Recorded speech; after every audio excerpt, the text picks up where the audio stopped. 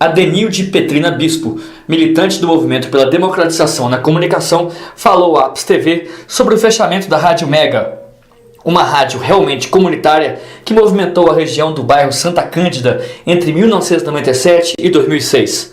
A Mega FM atuou como incentivadora de artistas locais, do debate da consciência política, prestando muitos serviços importantes para a população até ser fechada pela pressão do sistema. Da Anatel aqui, aí ela fechou a rádio, lacrou os transmissores e tal. Aí depois veio o processo que o Nonô e eu sofremos, né, porque na época ele já nem estava mais na rádio. Mas os meninos que ficavam por conta da rádio à tarde, eles eram, além deles não terem andar com documento, eles não podiam porque eles eram menores de 18 anos, né? Então o Nonô era o único adulto que estava aqui, ele foi lá e respondeu, né, pela rádio, né, assinou o termo, né, eles lavraram um termo de fechamento da rádio, ele assinou e tal.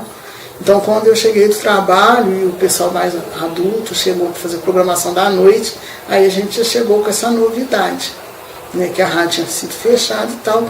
Aí a gente botou outro transmissor e continuou funcionando. Aí funcionamos até no 2007. Mas aí não deu mais porque houve a questão da multa, né, e o pessoal ficou com medo de levar equipamento, que eles vieram aqui com um termo, né,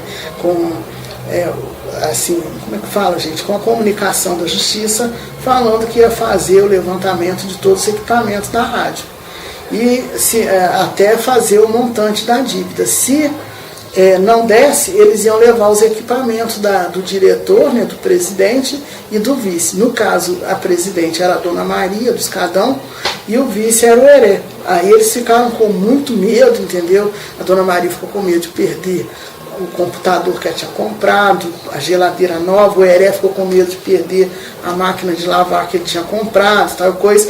Então a gente resolveu que a gente ia parar a rádio, tentar pagar a multa. Aí nós fomos na ouvidoria federal, negociamos com o ouvidor, né, de parcelar essa dívida em 20 vezes. Eram acho que quase uns 6 mil, por aí assim, mas só que quando a gente chegou lá, então tinha um funcionário da Anatel, aí ele falou, o Lula assinou uma lei que vai sair daqui 3 meses no Diário Oficial, parcelando a dívida, autorizando o parcelamento da dívida, e também, assim, dependendo da situação da rádio, vocês terão um desconto de 50%. Então convém vocês esperar, né? O juiz, né, de lá, o responsável, autorizou a gente a começar a pagar assim que saísse a lei, porque eles iam parcelar e tirar os 50%, né, da multa. Então foi isso que aconteceu, né? Eles perdoaram 50% e dividiram em 20 vezes, porque antes a Anatel não dividia. Muita gente pergunta quando é que a rádio vai voltar, né, por que ela está fora do ar ainda. Né, assim, eles achavam de suma importância, e até muitos meninos aí que entraram no caminho errado, eles falam, se a rádio estivesse no ar, eles não estariam no caminho errado. Então nós entramos com um pedido no Ministério da Comunicação em Belo Horizonte. Aí o funcionário que nos atendeu, ele falou, vocês têm apoio político? A gente falou, não, nós não temos apoio político, porque a nossa rádio, a gente não tem partido político e tal. Ele falou, então eu sinto muito, vocês já perderam, né, e tal. Aí que se não tivesse apoio político para poder olhar e tal. E de fato a gente perdeu mesmo. Aí as rádios que conseguiram concessão aqui em Juiz de Fora foram todas as 3 ligadas ao PSDB ou ligadas a amigos de gente do PSDB. A rádio que veio aqui para o nosso lado, a Rádio Life, do pastor Messias Mariano, na época ele era vereador do PSDB. E a outra que ganhou foi lá no Monte Castelo, foi o Francisco Bernardino, né? Então era do Antônio Almas também, que tinha assim, uma certa ligação com o PSDB.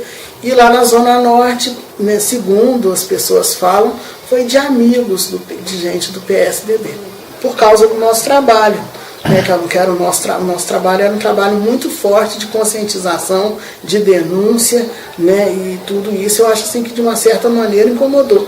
Mas também eu acredito que eles tinham, assim, que as rádios oficiais, elas tinham muito medo das rádios comunitárias, porque no bairro onde havia uma rádio comunitária, o pessoal só escutava a rádio comunitária. Então essas rádios grandes, por exemplo, a Solar e outras mais, elas estavam perdendo audiência e perdia comercial mesmo, né? Baixava o comercial, o valor do comercial e tudo. Então elas que faziam o maior empenho que se perseguissem as rádios comunitárias, né? Então assim, eu acredito que a perseguição às rádios foi em grande parte pelas rádios constituídas, né, que pertenciam a pequenas famílias aqui no Brasil e na cidade, e também por questão política, né, assim, da conscientização, porque um microfone na mão é um poder muito grande, é uma arma muito poderosa. E a gente falava para quase 70% da cidade, por causa da rádio estar aqui no alto do morro, então a gente atingia vários pontos da cidade. E a gente, assim, igual o Nono mesmo falou para a gente numa reunião, aí ele falou assim, gente, a nossa rádio não tem concessão, a gente não vai ficar aqui brincando de mandar alô, falar nome dos outros, arrumar namorada, na rádio não. Nós vamos sentar o cacete, vamos partir pro pau mesmo, vamos falar o que deve, porque aí o dia que a rádio for fechada, ninguém vai ficar falando, eu devia falar isso, eu podia ter feito isso. Não, a gente já vai fazer, né, seguir os nossos objetivos, para depois, se ela fechada, ninguém ter arrependimento de não ter feito alguma coisa. Se o governo, se a Dilma tiver coragem, né, aí sim. Mas eu acho que nesse governo, nem nos próximos, porque o poder da mídia corporativa é muito grande e, infelizmente, nós não temos nenhum Hugo Chávez aqui em Juiz de Fora, no Brasil, aliás.